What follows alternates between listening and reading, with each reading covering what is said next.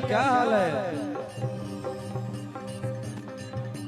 हाँ, बड़े भैया माननीय परिवहन मंत्री उत्तर प्रदेश बड़े भैया दया शंकर सिंह जी का आगमन हो चुका है। एक बार जोरदार ताली से स्वागत करी सबे।